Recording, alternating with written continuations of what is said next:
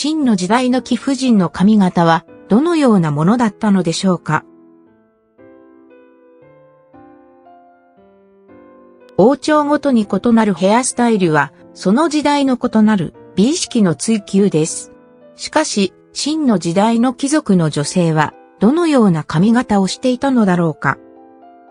清は300年以上にわたって中国を支配した最後の封建王朝として強いから弱い伝統から現代への王朝である。その特殊性から人々は常に清に非常に興味を抱いてきた。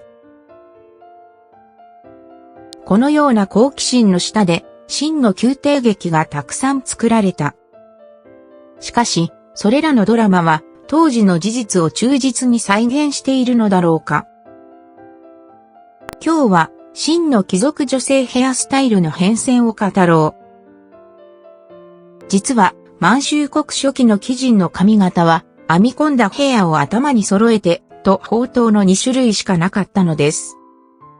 この2つのヘアスタイルの中で最も人気があるのは編み込みアップスタイルです。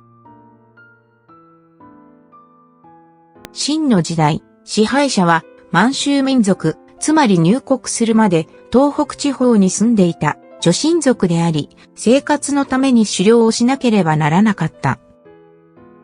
狩りをしやすくするため、髪が視界の邪魔にならないように、満州族の女性も男性も髪を頭のてっぺんで結び、長い三つ編み、お団子ヘアまとめる。お団子ヘアは、一重、お団子と二重、お団子ヘアに分かれています。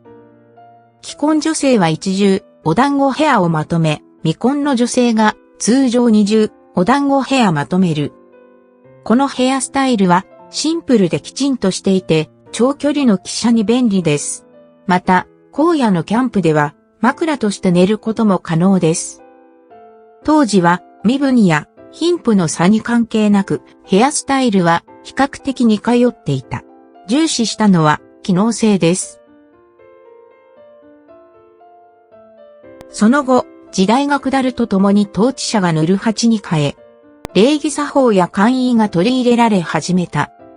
服装に合わせた髪型にするため、髪型を変え始め、お団子ヘアをほぐすようになり、その後、満州族の女性はこの髪型をするのが習慣となった。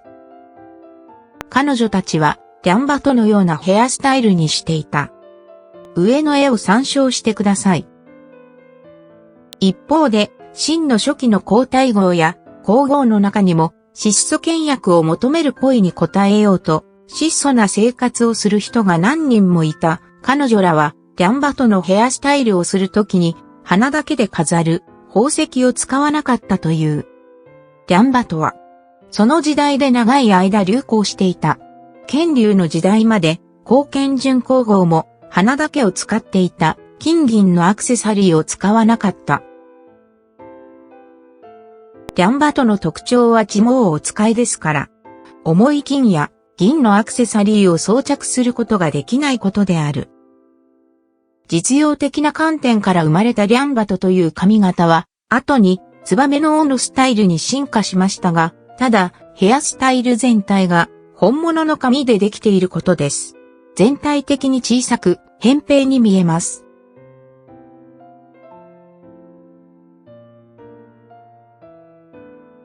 電子刀はリャンバトから発展してきたものです。ワイヤーと紙でできて見た目も華やかなヘアフレームの外装は金色のサテンや黒色のサテンで覆われ、ヘアフレームの上に様々な装飾品や貴重なジュエリーで飾っています。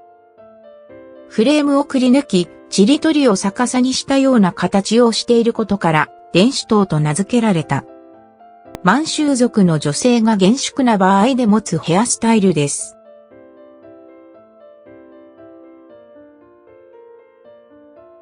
清の中期は歴史上、乾隆盛世と呼ばれる黄金時代であった。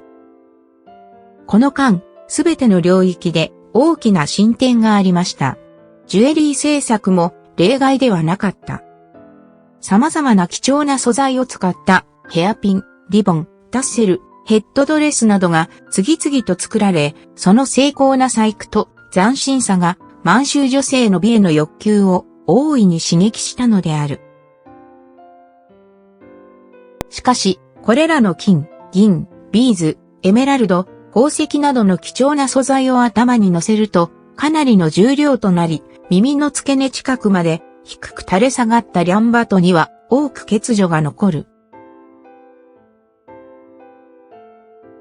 ゴージャスなジュエリーをつけるために新しいヘアフレームが誕生したのです。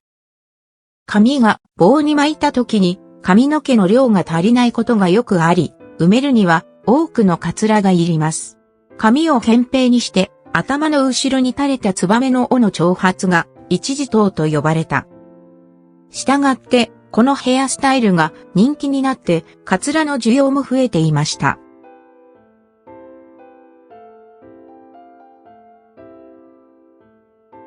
清の時代には、妃嬪も年齢に応じて髪やアクセを溶かす。若い方には明るいジュエリーをつけて、若々しさと活気をアピールしました。年配の女性には、リャンバトを作って、その品格と安定感を反映した上質なジュエリーが必要です。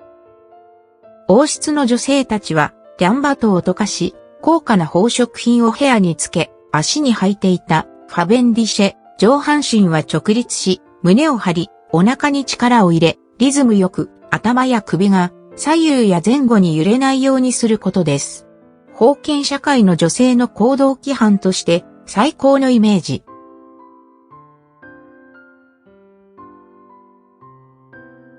その後、同皇時代には当時の公然性皇后が考案したとされる六角形のジャジ頭が登場し、髪型は再び変化した。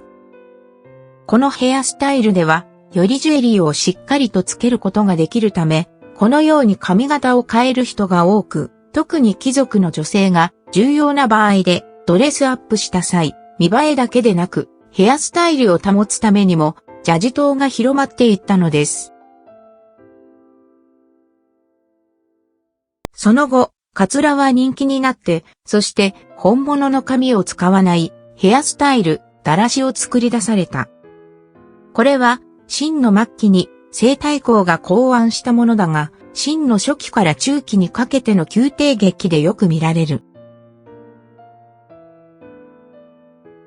サテンで作られた線形の冠で、着用方法はリャンバト状に乗せるだけ、通称だらしと呼ばれ、満州族の貴婦人のヘアスタイルである。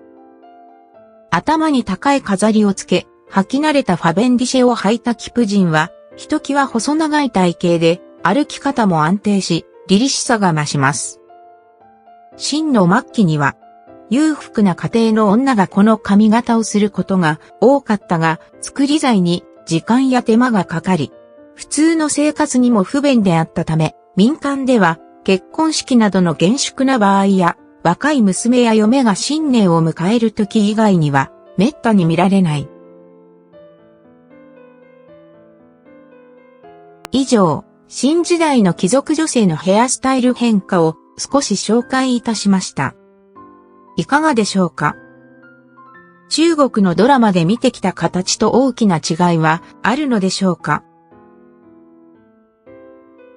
最後までご覧をいただき、誠にありがとうございました。また次の動画で会いましょう。